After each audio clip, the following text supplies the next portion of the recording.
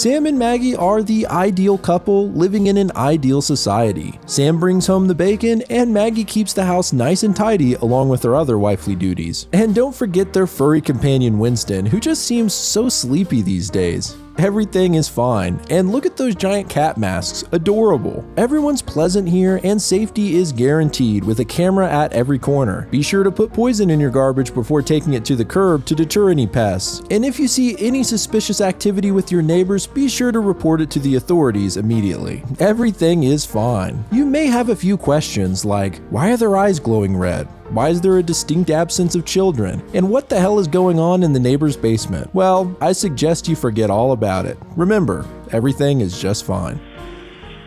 Hello friends, this is Grief speaking, and today we're going to be doing a deep dive on the webcomic Everything is Fine by Mike Birchall. I've seen this one suggested in the past, but was worried it would be a massive undertaking since there are 3 parts and each part has 30 episodes. On top of that, the comic is not complete as far as I can tell, and I wanted to do the whole thing. So I stupidly shelved it before I even gave it a chance. However, recently I made a post asking what you wanted me to cover, and Everything is Fine was the top suggested comic by quite a bit. Well, I have to thank you guys because I couldn't put it down, and honestly, it's become one of my favorite comics I've covered so far. I decided the best way to tackle this would be to do it in parts in the same way that the comic is divided up. Today, I'll be covering part 1, and if you guys really want me to, I'll do part 2 and 3 as well. So if you enjoyed this video, like and comment to let me know you want more from the series. A couple of notes about this comic before we get into it. This series can be very cryptic. It doesn't spell things out directly and leaves a lot of room for mystery. But when secrets and world-building lore are revealed, it is all the more satisfying. Honestly, I think the author uses what we don't know masterfully to keep the suspense high. So if you're a little confused at times, don't worry, there's some great payoff along the way. Secondly, this is the first comic I've covered from Webtoons, which has a unique format. The parts are called seasons and the chapters are called episodes. So that's why I'll use that language as we move through. Anyway, this intro is way too long, so let's get into the comic. This is Everything is Fine Explained, Part 1. So let's get into part 1 titled The New Forever. It begins with a man named Sam waking up on a beautiful day. He makes his way downstairs and finds his wife Maggie making some bacon, although it looks like she was daydreaming and burnt it to a crisp. Sam tells her he loves her and talks about how sweet she is. It's here we see Sam and Maggie's faces for the first time. Oddly enough, they seem to be covered in large cat masks. You know I love a good mask, but this just feels off. They have a lighthearted, stereotypical conversation about Sam's work. He's complaining about the grind, but says, I guess I have to play the game if I'm gonna get this promotion. Maggie questions this mentality, wondering if playing the game is really the best way. She says, you can play roulette all you want, but at the end of the day, who owns the casino? Obviously, she's hinting at something bigger than Sam's work, and after a brief pause, he simply answers in that 80s sitcom style, Hun, you know I'm no gambler, you silly Billy. He leaves for work and stops just short of the door and looks back at his wife, telling her the cryptic words, we need to forget. She tries to say more, but he harshly shuts her down and heads out. This initial conversation may be confusing, but trust me, this comic is well worth the subtle unraveling of its mysteries. Maggie decides it's time to feed their dog Winston. However, his food bowl is completely full. Either way, she dumps it out and refills it. She calls him to come eat, and we don't get a good look at him. He seems to be sleeping in his dog bed in the other room, unmoved by her voice. Maggie sits down to have a cup of coffee, and after looking at it, she sees what looks like a face appear, then immediately throws the cup on the ground, saying, whoops, as if this was an accident. Once again, she calls Winston to come lick it up, and he refuses to move. Actually, seeing a little more of his body, are those flies around him? She continues to call his name, and we finally get a good look at the poor pup and find he's dead, his corpse rotting and face eaten by maggots. And that's how the first episode ends. It's a stellar opening to the series in my opinion. Something is horribly wrong, but we don't know what. Only that it seems like this couple is forced to pretend that everything is fine. So let's move into episode 2, Swings and Roundabouts. Maggie sits at a park in the rain staring at some empty playground equipment. Nearby, another woman sits doing the same, and they exchange a glance. Then she gets a call from Sam, and it seems like he doesn't want her spending spending time there. Later, Maggie does some shopping. The store is in pristine order with every aisle perfectly stocked and security cameras at every turn. Maggie reaches for a can of tuna, the only one that happens to have Japanese characters instead of English, something she spots as unusual. As she looks at it, a man approaches her from behind, scaring the crap out of her. Turns out to just be her neighbor from across the street, Charlie. He asks about the tuna can after getting a look at the unusual label, but Maggie redirects the conversation, not drawing any attention to it. She asks him if he's been doing okay since she hasn't seen him around lately. He just says goodbye and leaves abruptly. As he leaves, Maggie notices that his cart has a large amount of aluminum foil in it. Weird. Back at home, Maggie unpacks the groceries when she's greeted by her next door neighbors, Linda and Bob. They engage in typical small talk that feels completely generic and void of anything real. Then Bob invites Maggie and Sam over for dinner tonight. Just then, Charlie pulls up and starts walking into his house. Bob shouts over to invite him to the party as well, and he's clearly uninterested. He says he can't, he's busy working on his model train set in the basement. And Bob asks, are your trains really as important as neighborly bonding, or is there something else you're doing in that basement? It sounds eerily like a threat, and Charlie hesitates to answer. Then his left eye glows red. Maggie, Linda, and Bob's eyes glow red as well, and shortly after, Charlie agrees to join them for dinner. Well, that was spooky. What the hell just happened there? The overly joyful conversation continues like the strange exchange never happened, and Maggie looks up at the nearby lampposts, each of which has several security cameras mounted on them. It looks like every square inch of this neighborhood is under surveillance. Episode 3, Mom Spaghetti, opens with Maggie cooking a red sauce on the stove. Like with her coffee, she sees a face in the sauce, which pops and splatters onto her cheek, looking a little like blood. Sam arrives home, snapping her out of a daze, and the two enter into a conversation fitting for a couple in a 1960s sitcom. Sam looks around for Winston and clearly stumbles upon his dead corpse. He enters the kitchen, however, only saying that Winston seems off and hasn't touched his food. He asks Maggie to take him to the vet tomorrow, and the two sit staring at each other for a few seconds before she finally agrees to do so. This comic really does earn its title. There's a dead dog rotting in the living room, but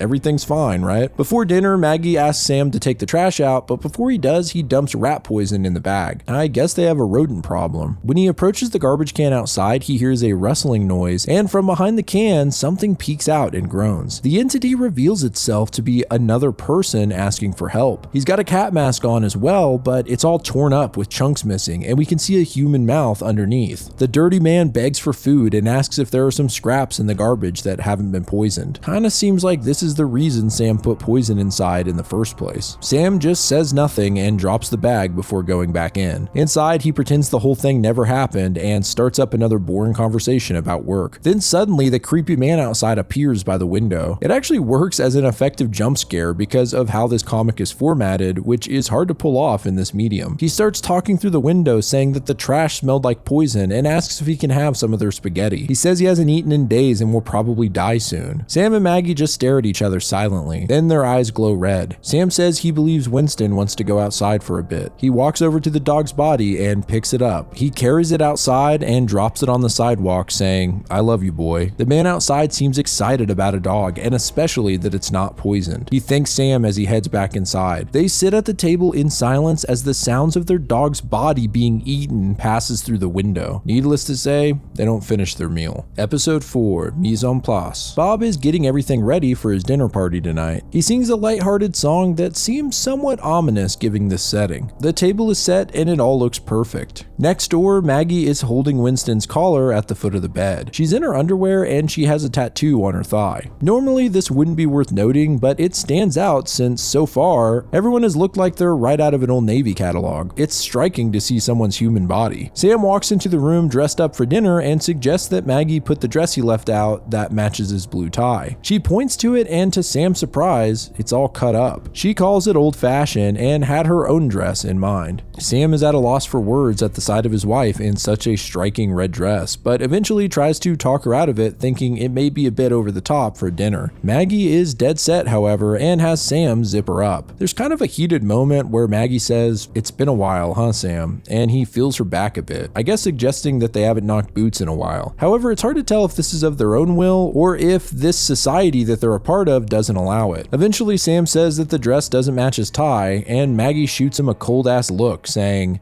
then get a new tie before walking out of the room. Bob and Linda talk before the guests arrive, and Bob admires the sunset. He does mention that the smell is getting through though. Maybe it's nothing, but I think that's actually another little clue. I mean, what kind of smell is he talking about? Anyway, Linda asks if they are good to go through with the plan tonight, and he confirms. Across the street, Bob spots Charlie emptying several boxes of aluminum foil in his garbage. Okay, there's the aluminum foil again. Episode 5, had to be there. Sam and Maggie arrive at Bob and Linda's house for dinner, and as a joke, Sam says that traffic was brutal, even though they obviously just walked here. Bob doesn't get the joke, and they awkwardly walk inside. Then Bob comments on how stunning Maggie looks, and makes a bad joke about wife swapping. He then makes a passive-aggressive comment about how it gets chilly in their house, and that Maggie might want to cover up. It's clear that he's hinting at the fact that Maggie's cleavage is exposed. She bluntly declines despite Bob's insistence, and when Linda asks about Winston, she straight up says he was eaten. Yeah, it looks like Maggie is sick of the superficial nature of this society. In a panic, Sam tries to save face, but then Linda says she knows exactly what Maggie means. After an uncomfortable pause, she says, "Winston is just so cute you had to gobble him up," followed by a bunch of fake laughter. She asks if she can get them a beverage, and Maggie immediately says vodka, which just made me laugh, but Sam quickly chimes in and asks for 2 waters instead. Linda leaves the room along with Bob to help her, and Sam uses the opportunity to talk to Maggie. He says he understands that everything with Winston was tough, but they just need to keep going for her, and she agrees. Okay, so it seems that this whole Pleasantville charade is an act they're forced to put on for some reason, but who is the her they're talking about? Well, we'll get to that later. So the two couples sit and banter about their lives. Bob mentions going to a hardware store, but can't remember exactly which one. It's actually a bit of world building here, because it implies that there are multiple hardware stores in different sectors of the city that are all basically the same and are just called hardware stores. They also mention several other businesses with generic names as well, including what they call the art factory, which indicates that art is just manufactured and mass produced. Anyway, there's a knock at the door and Charlie has arrived. Bob ribs him about not dressing up, and they all sit down. Linda asks if anyone wants anything, and Sam replies, "Just water for me, I have to drive home after all," continuing his bad joke from earlier. Linda and Bob laugh like it's the funniest thing they've ever heard, to the point where it's kind of eerie, but Charlie and Maggie stay silent and exchange a glance.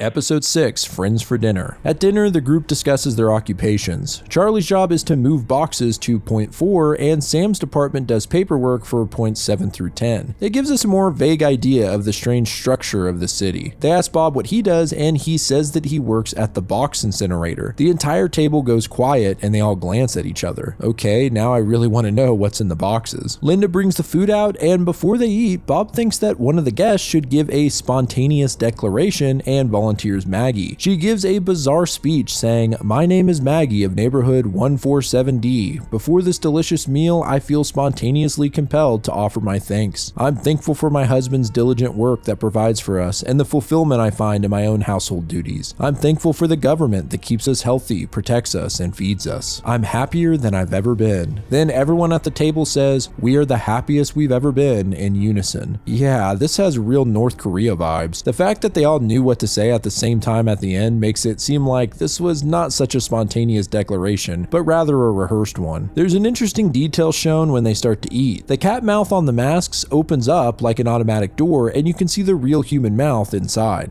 Pretty creepy. Linda then mentions a place called Lakeview, a little town up north that's supposed to be wonderful. It's right by a big lake surrounded by nature. Bob says they've been thinking of moving there. They talk about how only good folk get to go that are honest, friendly, and loyal. Bob says we all know how to show we're loyal, right? There's a tense moment, and he continues. He mentions Barbara, who lives down the street, and how he caught her digging through their trash can the other day. Linda says they don't have anything to hide, but if Barbara were to call the police and it's her word against theirs, they would appreciate their neighbors backing them up. And of course, Bob and Linda would do the same for them. With all of them looking out for each other, it's more likely they can all go to Lakeview eventually. Bob and Linda finish by eerily asking the other three if they would join them. Episode 7, Peep Show. Charlie and Maggie exchange a look at each other, and then Sam pipes up saying that he and Maggie think it's a swell idea and that they're stronger as a group. Charlie reluctantly agrees as well, and Maggie excuses herself to the bathroom. She looks in the mirror and is hit with a red image of the swing set at the park. As as well as the Winston scenario and the face she saw in the red sauce. In this image, the face begins to speak, saying, "We need to forget," and then she sees an eye pop up in the sauce, a human eye. After only seeing cat heads, the realistic eyeball is quite frightening. She snaps out of this vision with a knock on the bathroom door. It turns out it's Charlie, and he asks her a bizarre question. Do you like trains? Apparently she once mentioned to him that she used to help her father with his model trains when she was younger. He then asks her if she wants to see his train set, specifically his new model, a Flying Scotsman. Maggie says her and Sam would love to see it sometime. This seems to throw Charlie off, and he asks if he could talk to her in the bathroom for a moment. Once they're inside, he locks the door, and he asks if only she could come without Sam. He works nights, so she could come by in the day. She hesitates, but actually agrees. I'm not sure what's going on here, but it kind of seems like she's about to play with this dude's Flying Scotsman while her husband's at work, if you know what I mean. Behind them is a strange piece of art hanging on the wall with a small hole in it. On the other side, Linda is looking through, spying on them. Everyone heads out, and while saying goodbye, Bob mentions Lakeview again, hoping to see Sam and Maggie there. Linda ominously states that she thinks they'll all be there real soon. Episode 8, Echo Julia. The next day, Sam heads to work, and shortly after, Maggie heads over to Charlie's house. Inside, Charlie has no furniture, only a cardboard box with a TV on it and a foldable chair. It's pretty depressing, actually. Charlie quickly ushers Maggie toward the basement, but stops short of opening the door. He says that the basement, his trains,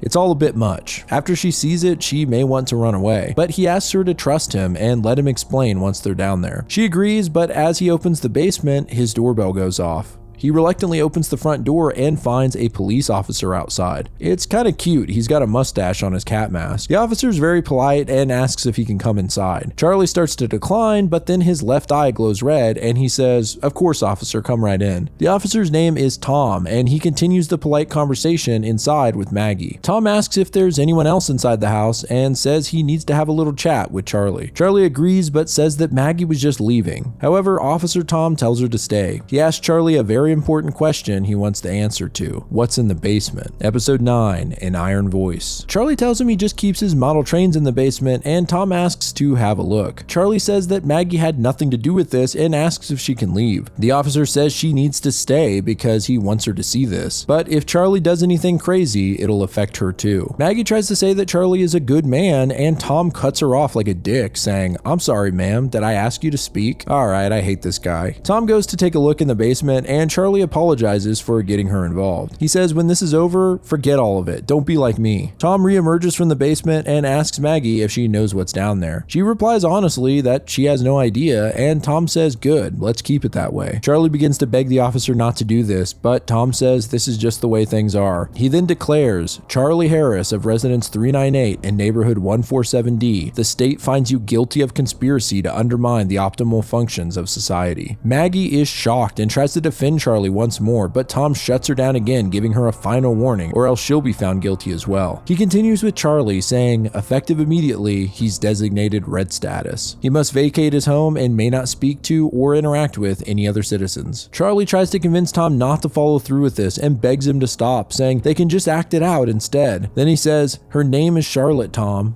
Whatever that means. Tom tells him there's just no going back. He pulls out his phone, which has a profile on Charlie with all of his information down to his weight and height. He hits a button to change Charlie's status to red, and immediately Charlie's eyes glow. He screams in terror as if experiencing something truly horrific, clawing into his face in the process. As he cowers on the ground, Officer Tom tells Maggie that now she can leave. Episode 10, Forget Me Not. Sam's alarm goes off and he wakes up bright and early to get ready for work. However, he'll be making his own breakfast since it looks like Maggie is sleeping in, and I guess this has been the case for the last 2 weeks. She eventually gets up and goes about her morning, bathing and brushing her teeth. She puts her toothbrush up and then suddenly sees a third red toothbrush in the holder. She tells herself to forget, and the brush vanishes. In the mirror, she sees a replay of Charlie begging Officer Tom not to do it. He once again says her name is Charlotte, but this fades away and Maggie tells herself to forget once again. She sees Winston's food bowl and another face in her coffee, but repeats the word forget, causing them to fade. arcade. This continues throughout her day as she sees various images that shift back to normal, like the tuna can with the Japanese characters, and a painting in her house that had 3 flowers changing to show only 2. She continues to repeat the phrase as the pages turn red, and she laughs maniacally like she's losing her damn mind. Episode 11, Carrot and Stick. Outside, Maggie runs into Linda, who's packing some boxes into her car. Turns out her and Bob are moving to Lakeview after all. Maggie asks her how they got in, and Linda replies that she must just be lucky. Maggie doesn't let her off easy though, and asks if it had anything to do with Charlie. After a tense pause, Linda says she doesn't know anyone by that name. Maggie just pretends she misspoke and heads over to the park where she watches the empty playground once again, repeating the word forget. Officer Tom shows up and asks her how she's doing today, like nothing happened. Maggie is visibly trying to hold in her anger. After a few seconds of silence, Tom reminds her that an officer just asked her a question. Her eyes glow red and she finally responds saying, "I'm doing wonderful, Tom. How about you?" He sits down next to her and they have a pleasant and superficial conversation. Finally, he straight up asks her if she's heard from Charlie, and we see her dig her nails into the park bench. She tells him she has no idea who he's talking about, and Tom laughs it off like it was a mistake. He says, "I'll be seeing ya," and walks away. Yep, it looks like he's got his eye on Maggie now. Episode 12, Crocodile Teeth. Back at home, Maggie stares into her mirror and sees Charlie, who tells her to forget all of it. She spots the red toothbrush again and then sees Sam in the mirror saying, "We need to forget." She screams that she's trying, and when she looks at the toothbrush holder, it's now full of only the red brush. She looks over and sees Charlie on the bathroom floor ripping his own eyes out, saying, "Why, Maggie, why?" This vision spirals out of control as a giant Officer Tom grabs her like a doll, but she snaps back into reality by smashing the mirror and cutting up her hand pretty bad in the process. In tears, she grabs a shard of glass and holds it to her own neck. It seems like maybe she's giving up on life. Then, for a brief moment, she sees what looks like a child brushing their teeth in the shattered glass, although we can't see their head. The kid, a little girl I think, is singing a cute song about brushing her crocodile teeth, and then presumably Maggie enters the bathroom and has a funny conversation with her. It's a funny family moment that confirms something you probably guessed by now. Sam and Maggie had a child, and likely many of the other adults around, but there have been no children in sight. When Sam told Maggie they have to keep going for her, they were likely talking about their daughter. Maggie looks over and sees Charlie once more, although he has no facial features, only the blank cat mask. It's clear he's in her head. Maggie tells him she doesn't want to forget anymore, and Charlie tells her it's time then, isn't it? She asks time for what, but he implies she already knows. He leads her outside and over to his house, which is covered in police tape. Inside, he tells her that once she goes down into the basement, there's no going back. Episode 13, Science 101. Maggie asks Charlie what's down there, and he tells her that she already suspects it, but that this will only confirm her beliefs. So she enters the dark basement and flips on the light. We finally get a look at whatever it was that Charlie was hiding down here. It turns out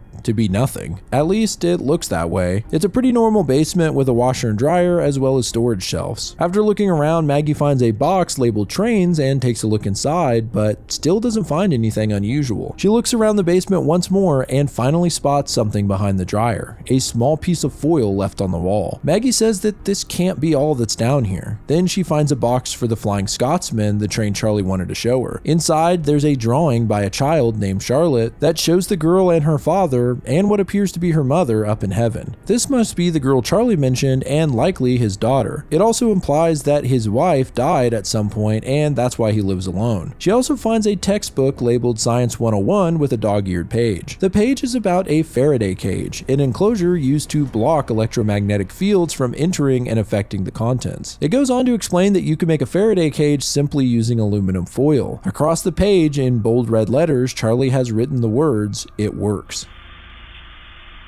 Episode 14, Supply Chain. Later, Maggie is shopping at the store looking for some foil. It seems that the shelf it should be on is completely empty. She asks an employee if they have any more in the back, and the guy acts really weird about it, flatly telling her that they don't, and he refuses to even look. She walks back to her car and is greeted by a stranger in the parking lot who introduces herself as Judy. She notices Maggie was looking for foil and assumes it was for a turkey. Maggie goes along with this, and it becomes clear that Judy knows this isn't for a turkey turkey, and using cryptic language, she inquires how much foil Maggie really needs and eventually tells her she can have some of hers. Judy opens her trunk to reveal a ton of aluminum foil. She says Maggie can have all of it for free, and maybe down the line she could do Judy a favor. They transfer the foil to Maggie's car, and Judy tells her to be careful roasting her turkey. It needs to be completely sealed and may need doubling up. She also tells her that cooking the bird is only part of the job.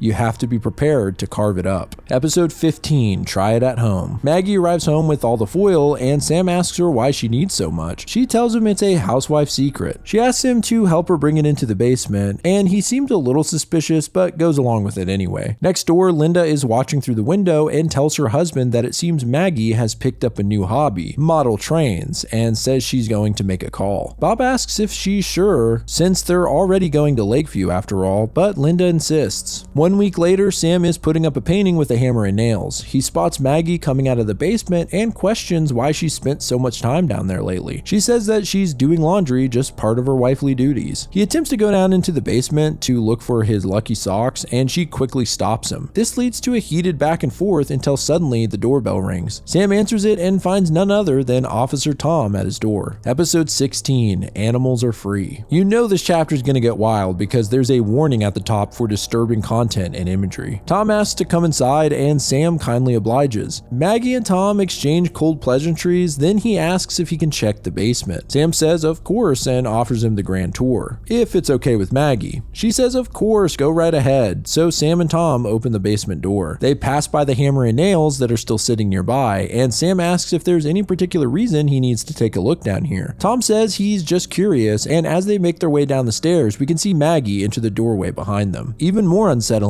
we see that the hammer is missing. Sam fumbles for the light switch and finally turns it on, revealing that the basement has been covered top to bottom in foil, making it a large Faraday cage. This explains what Maggie was doing down here all week. Sam is confused, legitimately not knowing what's going on. Up the stairs, the basement door slams shut, and Maggie stands at the top looking down at them and clutching the hammer. Tom tells her she needs to think very carefully, but before he can even finish the sentence, Maggie slams the hammer into the side of his head. Truly one of the most shocking moments in this entire comic. Blood, along with a strange green liquid, cover the hammer and splatter the walls as it sprays out of the side of Tom's head. His body lay in shock on the floor, mumbling when Maggie addresses him. She says, "I want you to know, Tom, even through that mask I saw it on your face. We're all in the same boat here, but that doesn't mean we have to enjoy it like you do." Tom stutters that they really are the same. He says their names are Peter and Davy, likely the names of his own children. Maggie raises the hammer coldly and says their names were Charlotte and Charlie. Tom tries to beg her to stop, saying they can go back, but she says, "I'm sorry, Tom, there is no going back." The following pages are in red as Maggie brutally smashes Tom's head in with the hammer over and over. Sam stands in horror as she commits the act, blood splashing onto his face. Maggie kneels over Tom's body with green goo and blood covering most of her face, and simply says to her husband,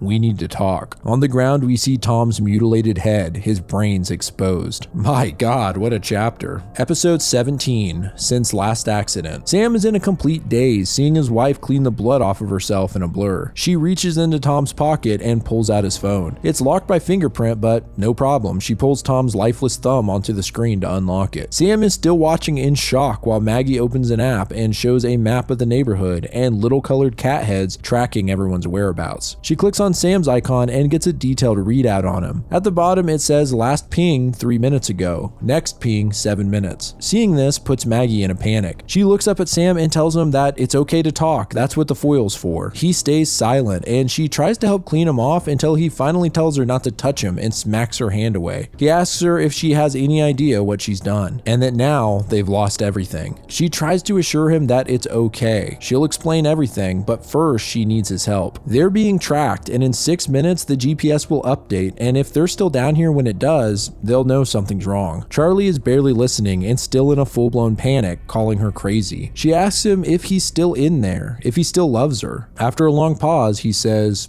"Of course he does." Then she recounts when Sam proposed to her, how he had the whole thing planned outside and told her he couldn't tell her why, and it sounds like the worst idea in the world, but you have to take my hand and come outside. You just have to trust me. Maggie is now asking him the same thing, to trust her. In a couple of minutes, the GPS will update and they'll see Tom is missing. But if he can help her stop that, they may find a way forward, and maybe they can save her. Sam finally agrees to trust her, and they realize their first order of business is to move Tom's body. Episode 18, Funny How. Sam and Maggie move Tom's body upstairs, and Maggie reminds him not to speak until they get back into the basement. Getting a better look at Tom's busted up body in the light, Sam can't help but throw up. The GPS pings and they head back downstairs. Once in the basement, Maggie tells him it's okay to speak. You could even curse if you want, although she finds it really fudging difficult to do so. She chuckles, and this just sets Sam off. He talks about how hard he's worked to keep this all together and how she's ruined any chance they had of getting her back. Maggie doesn't believe there's really a chance that would ever happen, even if they played along with this sick game. Sam asks her what the point of all of this was, and Maggie says that whoever's running this whole thing can't be trusted, and after she found out about the foil, they could talk and come up with a plan, or at the very least, she could hear his real voice. She's lost track of the last time they've had a real conversation, but thinks it must have been 3 or 4 years ago. Maggie sets a timer for the next ping, and Sam collapses to the ground in exhaustion, saying he just wants all of this to be over and that he misses her so much. Maggie sits down to him for a few moments, and finally Sam breaks the silence, saying it's been 3 years, 1 month, and 15 days since they last truly spoke. I guess he'd been counting. He also tells her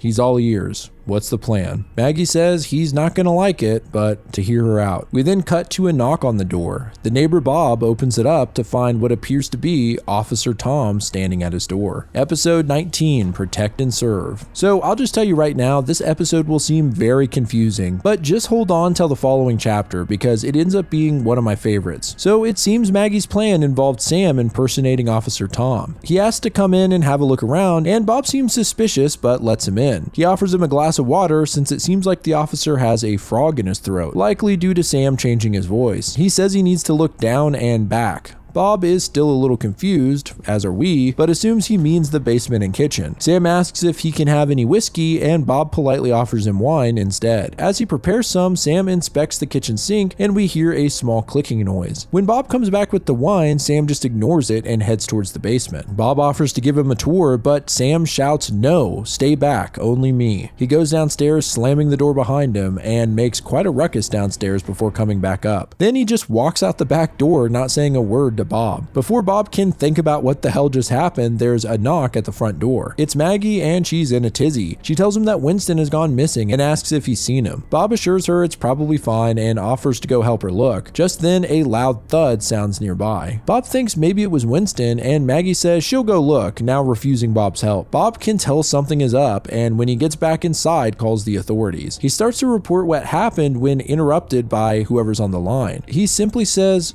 "Oh, I see," as his eye glows red and he hangs up the phone. Like I said, this is a very confusing chapter, but it pays off in the next segment. Episode 20, Working the Angles. Across the street, Maggie rushes into the basement where she finds Sam. He apologizes for making the loud noise when he jumped the fence. Either way, it seems like they pulled it off. It then cuts back to before the last episode. Maggie is convincing Sam to go through with her plan, saying that Bob and Linda were never really their friends and that they tried to do the same to them. She runs through the plan one more time, and it sheds light on what was going on in episode 19. Linda's out shopping, so Bob will greet Sam at the door and will have to let him in even if he's suspicious. Then Sam will unlock the kitchen window when Bob's not looking, which explains the clicking noise. Next, they have the GPS from Tom's head and his phone. It's actually some interesting lore here showing how they're tracked, implants. Sam gets into Bob's basement and smashes Tom's phone and then hides the tracker and hammer somewhere. Then he leaves through the back door to avoid the street cameras. Bob will be watching, but Maggie will distract him, giving Sam a moment to hop the fence and get back home. Using Tom's mustache and uniform works well enough, but what about Sam's voice? Even if he doesn't fool Bob, he needs to at least fool the microphones. Maggie shows Sam what she found on Tom's phone, a video of Tom presumably playing with his 2 kids, something Maggie implies even he shouldn't have kept. In the recording, Tom is playing cops and robbers with his boys. Maggie can cut the video up into clips and cue them up to play when needed. This explains why Sam was barely speaking to Bob, and when he did, he used slightly bizarre bizarre language. Finally, Maggie used Tom's phone to reply to his supervisor. She sends a text about how the reports from 395, Bob and Linda's house, were false again, and to give them a red eye ban if they call again because of the bad intel. Surprisingly, they go along with it, and this explains why Bob was cut off when calling to report Maggie again. It also opens up some interesting questions about the whole red eye thing. It's still unclear to me what is happening when one of those eyes goes red, but we'll learn more about that later. Back in the present, Sam asks Maggie if she's okay, and she breaks down about what they've done, calling herself a monster. Sam takes her hands and says that she's not a monster, she's a mom. Episode 21, One More Time. Sam manages to calm his wife down and they decide they should probably go back upstairs. Maggie says that if things go wrong, and let's face it, they probably will, this may be the last time they have together. After a moment, Sam simply asks her, big or little? She replies little, and we see what they were talking about. They just wanted to cuddle one last time, Maggie being the little spoon. Oh, come on, that's just cute. Next door, Bob explains what happened to Linda, and their eyes glow red. Linda asks Bob to help her find some tape to pack for Lakeview, and they go into the closet. Turns out that their closet is actually a Faraday cage lined with aluminum foil. Here, Bob can tell her all the details of what happened without the facade. He says that it may sound crazy, but he thinks maybe the officer was actually Sam dressed up. He thinks maybe Sam and Maggie murdered Officer Tom. Episode 22, Every Unhappy Family. After Bob pitches this theory, Linda just looks at him dumbfounded and then calls him an idiot. She mocks his idea and makes him feel stupid for coming up with it, which is hilarious because he's so dead on. Linda calls Sam and Maggie the two most spineless dipshits around. Of course they'd never have the balls to kill a cop. By the way, this is the first curse word in the series, and it actually probably indicates that Linda and Bob have had the Faraday closet for a while to be comfortable cursing like that. Anyway, Linda thinks they should leave early in the morning to Lakeview before anything goes down. Bob suggests leaving tonight, and Linda viciously mocks him again, since this would make them look guilty. He apologizes, and she says, "It's okay, hun. This stuff just isn't in your nature." This scene really makes you hate Linda if you didn't already. The next morning, Sam brings Maggie a cup of coffee, although he refers to it as caffeine, saying he misses real beans. They remember a cute instance when their daughter brought Maggie a cup of mud and said it was coffee, which she accidentally drank. But reality sinks back in, and Sam says that maybe they'll actually pull this off. He asks Maggie why she didn't tell him about the foil to begin with, and she admits she wasn't sure if she could trust him after all these years. He apologizes for letting himself get comfortable with the hellish facade they're forced to put on, and for treating Maggie poorly in the process. They both say "I love you" and then move on to the next order of business, Tom's body, which has been wrapped and taped up. Episode 23, One Body Problem. Late into the night, a woman named Laura makes a call to a police officer named Greg, asking if he's heard from Tom. It seems Laura is Tom's wife, and he hasn't come home yet. Greg assures her that he'll see what's going on with Tom and that he's probably fine. Unaware, of course, that Tom is dead in a basement with his head bashed in. When the time is right, Sam and Maggie carry Tom's body over the fence into Bob and Linda's yard. With the kitchen window unlocked, thanks to Sam, they can sneak inside with the body. They head for the basement where they unwrap Tom's body, and we get another disgusting look at Tom's exposed brains and whatever that green goo is. Sam grabs the broken phone, tracker, and hammer and lays them by the body. Then the couple begin to sneak back out of the neighbor's house. Once they get upstairs, however, the hall light comes on, and it seems Linda is up and walking about. Episode 24, Desperate Times. Linda looks into the kitchen and spots the open window. Meanwhile, Maggie runs back downstairs for some reason. After a few moments, there's a jarring sound as the living room window is smashed. Linda runs over to inspect it, and this gives Sam and Maggie the chance to escape out of the kitchen window. Linda barely gets to the window when she hears even more noise outside, the couple climbing over the fence and being loud about it. But they manage to make it inside before Linda gets a look at them. Inside, Sam and Maggie are completely out of breath,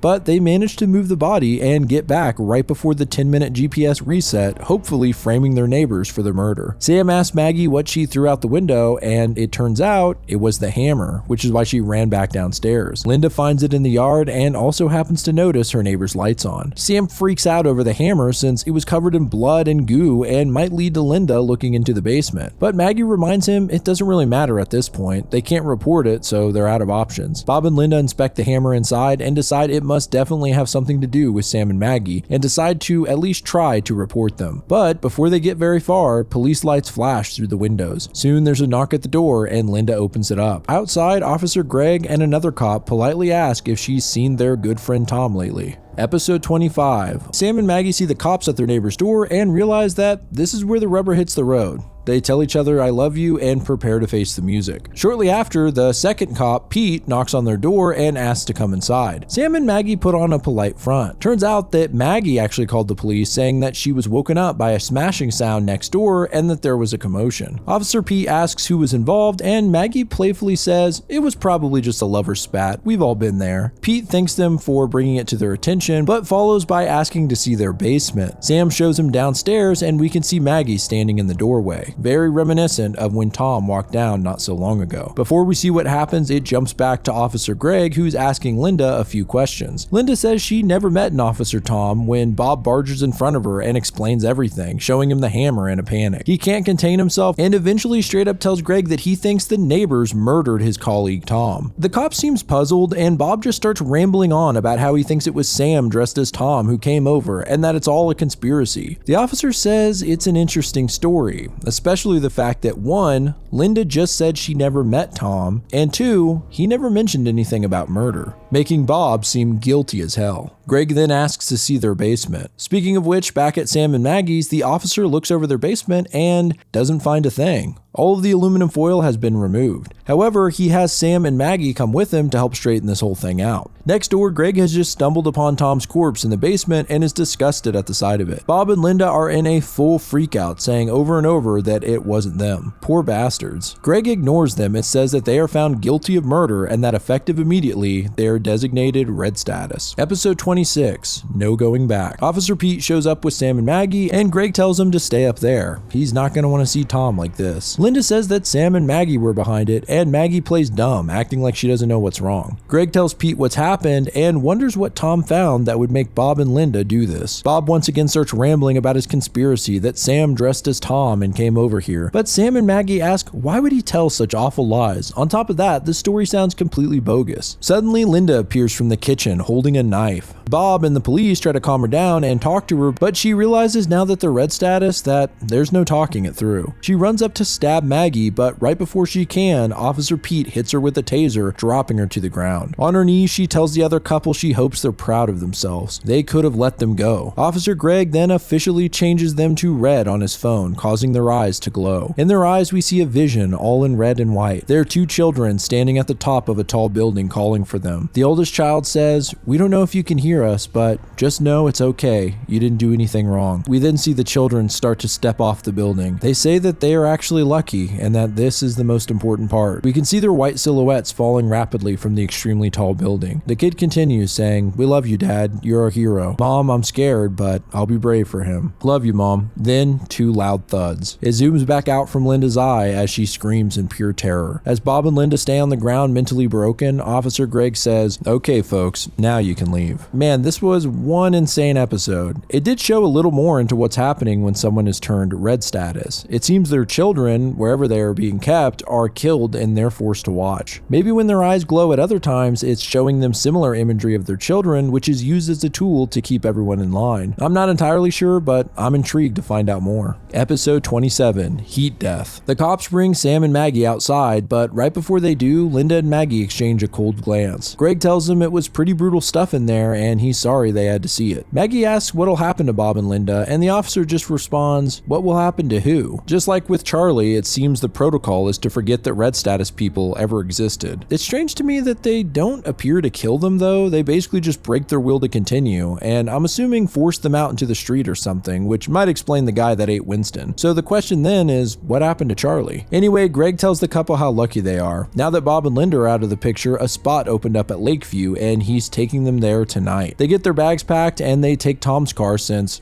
well, he won't be needing it. Sam and Maggie sit quietly in the back of the car until Greg asks them if they know what's going to happen here. They look puzzled and he says soon they can see for themselves. They're just about to pass another neighborhood in a minute. The one before theirs on the schedule, whatever that means. Greg pulls down the visor and notices a picture Tom had of him and his wife. Looking at the picture, it's clear that Sam and Maggie feel uneasy. Greg tells them to look up ahead on their left and an orange glow begins to cover the car. Outside, we see several houses being burned to the ground. We get a top-down zoom out of the neighborhood and see that it's actually several blocks in flames. Even more zoom out shows that thousands upon thousands of houses have already been burned down. What the actual hell is happening? Episode 28, Pleasure to Burn. This episode starts elsewhere at a box factory. Box Factory 118192 to be exact. A woman approaches it, and I think it may be Judy, the lady who helped Maggie get all that aluminum foil. I'm not 100% sure, but she does look the same. For instance, they both have cat heads. I'm just kidding, but the outfit is the same. Inside, boxes are being shot out into a huge pile, and nearby is a table with some left behind food scraps. In the center of the building is a large incinerator and a conveyor belt. At the end, a figure stands on the conveyor, being slowly pulled into the flames. Judy tries to talk the man down, telling him that they would want him to fight, probably referencing his children. She asks how he's gonna face them if he goes out like a coward. The man says, "I was throwing all that stuff in the river when I got back to the car and the book was on the seat." I really don't know what this guy's talking about, but I'm sure we'll find out soon. Judy starts the conveyor belt again and then climbs on it. She tells him to take the road north and when he hits the woods to look for a rusty ice cream truck. As she almost goes into the incinerator, she says, "There's no point saying sorry, just tell them I went down for the cause." But at the last second, the man grabs her and pulls them both off. On his knees, he says,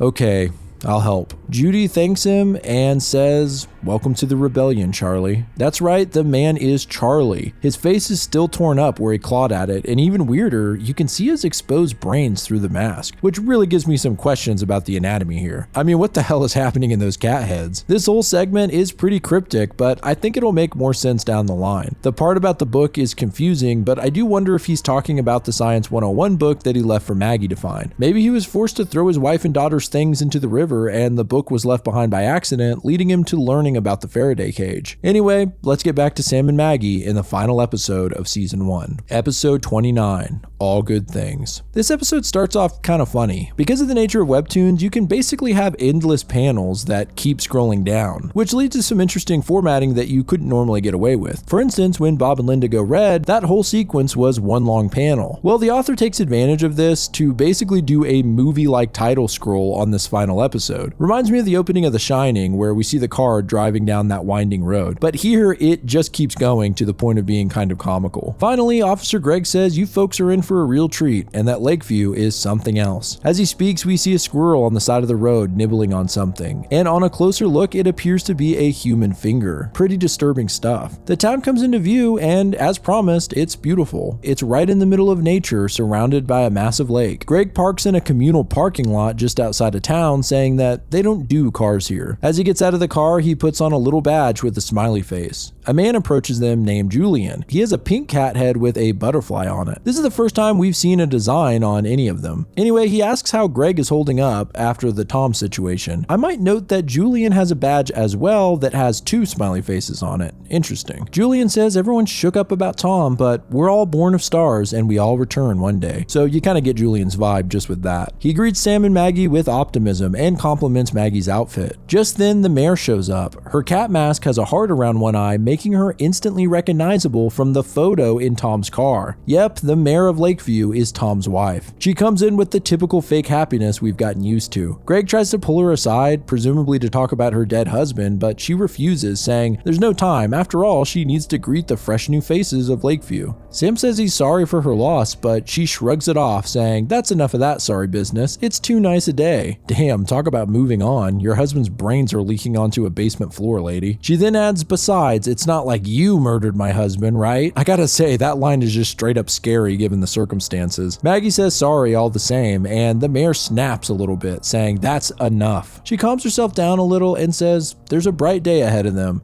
The sun is shining, the birds are singing, and today, like every day, everything is fine. Here's where I would typically do a little section talking about theories and what's going on, but as I said, this is only season 1, so many of the questions we have will be answered in the following seasons. We can, however, recap what we know for sure from part 1. The cat masks seem to be forced on surgically. No one even tries to remove them, even people who are red status, and judging by Tom and Charlie's exposed brains, it seems like the full anatomical structure is changed. Now we know that the red eyes are actually a way to control the citizens by showing them glimpses of their captured children, and when they're found guilty of a crime, the kids are killed off. It's unclear exactly how long this dystopia has been in place, but the conversation between Sam and Maggie implies that it started 3 or 4 years ago. There's still so many big questions, mainly who's in charge of this strange Orwellian society and what's their end goal. All I know is I'm excited to find out. As I said, if you guys like this video and want to see more of Everything is Fine, let me know in the comments.